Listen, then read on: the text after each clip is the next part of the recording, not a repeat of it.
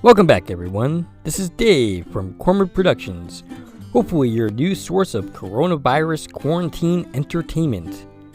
Here to talk about This Is Us, Season 4, Episode 17, After the Fire, the penultimate episode for Season 4. As usual, this will not be a spoiler-free video, so if you haven't watched the episode yet, I highly encourage you to stop right now, go watch it, and then come watch this video. Interesting to note, by the way, that this episode was directed by Roxanne Dawson, who played B'Elanna Torres in Star Trek Voyager. And I'm going to tell you right off the bat that I didn't particularly care for this episode. I didn't hate it, but I am moved to ask, did we really need an entire episode dedicated to Randall's what-if scenarios? I get it. We need to see how Randall arrives at the decision to do what he does at the end of the episode, which is completely terrible, by the way, but we will get there. Nevertheless, I again ask, did we need an entire episode to show how he got there? And I think if this were not the second to last episode of the season, I might have enjoyed it more.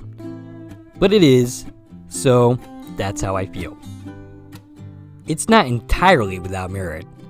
It is enjoyable to see Milo Ventimiglia get a chance to interact with the adult characters, which we rarely get to see. And as far as I'm aware, throughout the series, William, which is Randall's biological father, and Jack have never had a chance to share a scene together. The end of the last episode forms the basis for this one. Randall imagined his father not going back in to get the dog because Randall told him that if he went in there, he would go in and get him himself. Instead, Jack jumps off the ledge of the house and joins his family. He doesn't inhale the smoke that pretty much causes death, and he lives. The adult Randall is telling the therapist that ever since he had that argument with his brother, he hasn't been able to stop thinking about this scenario.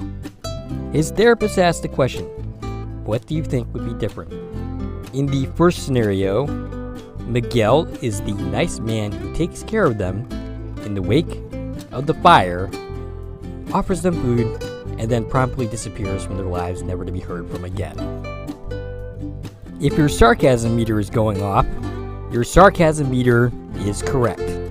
The disdain that the characters show towards Miguel, and the series seems to have, is a pretty constant irritant for me. Rebecca, in the wake of the fire, has a chance to reassess her priorities and makes a decision to stop hiding William from Randall. She confesses to Jack that she's known about Randall's biological father all along. Rebecca and Jack approach Randall to tell him the news, and he's understandably upset. And his reaction is basically to say that he wants to meet him. Rebecca offers to show him where he used to live, but he turns her down flat because he's pretty pissed at her. He says he'll go himself, but Jack objects. And when Randall says that he needs to do this, Jack agrees, but says he will go with him. Niles Fitch is pretty awesome in this scene. Last week I criticized a little bit of his performance, but here he is just all around good. They go and meet William. William accepts him with open arms, but Jack has concerns because he doesn't seem very well. He seems like he's on drugs. And so Jack takes him to a meeting, and William gets clean. It takes a little while, but Randall eventually forgives Rebecca. He still goes to the same college, this time under the guise of spending more time with William. He still meets his wife. He still has his kids. The only difference is William is around from the get-go. He manages to catch William's stomach cancer early enough that they can treat it and save his life. And together, they both notice that Rebecca starts to have memory problems. The thing that Miguel was not able to do, Jack would have been able to do, because he's Jack. The therapist at this point interrupts this scenario, calling Randall out, basically saying, "Oh, so at this point you guys band together to save your mother." The therapist points out just how fantastical this set of events is. He's able to save his biological father from stomach cancer. He's able to save his mom. Everything that was good about his life is still the case, which, to put it mildly, is highly unlikely. She has him go through this scenario again, this time answering the question, what scares him the most about the idea of his father having survived the fire? What's his worst case scenario? Again, Rebecca immediately tells Jack about William, but this time Jack is angry about this and treats Rebecca like crap for some reason. They once again go and tell Randall. Randall reacts about the same way and asks to go and see William. Jack and Randall go and see him, but this time William is in exceptionally bad shape and rejects Randall flat out. He doesn't forgive his mother until it's pretty much too late. William presumably dies from stomach cancer. Randall joins a frat house at a college, doesn't meet his wife, nor have his kids. As an adult, he's a womanizer, and he barely has anything to do with the family. In this scenario, he is basically Kevin, but without the empathy or the soul, which Randall doesn't really seem to see in Kevin. It seems like his fear is if his father had survived, Randall wouldn't really be a part of the family. In his mind, the only reason that he managed to find a place within the family is because Jack died, and he was left to take care of Rebecca. The therapist asks him, "So you are aware that you don't control the outcome of every situation that happens in your life?" And Randall answers yes, though I don't believe him. I don't believe him at all, really. He's trying to control the outcome of his mother's illness, which is beyond his control. And although he says he understands that, I don't think he really does.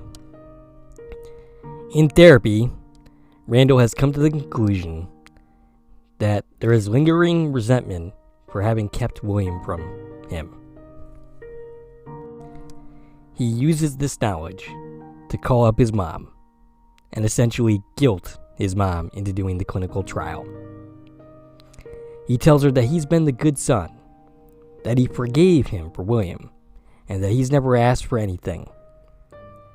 He doesn't want to be in therapy 20 years from now, running through scenarios, questioning whether he could have saved her. And my God, is this terrible. This is an absolutely horrible thing to do to your mother. To essentially use emotional blackmail to guilt her into doing what you want her to do. Let's say for a second that she had cancer, and she decided that she would rather not live out her days in hospitals getting treatment, that she would rather spend her time with her family. Would you then use the same emotional tactics to get her to do what you want her to do? This really isn't any different. Except there is no concrete evidence whatsoever that this clinical trial will do anything. You generally have a clue about the odds of treatment for cancer. In this scenario, there are no such odds. Rebecca made her choice.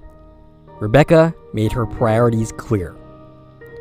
And you emotionally guilted her into doing what you wanted to do because you couldn't live with it. And that's just terrible.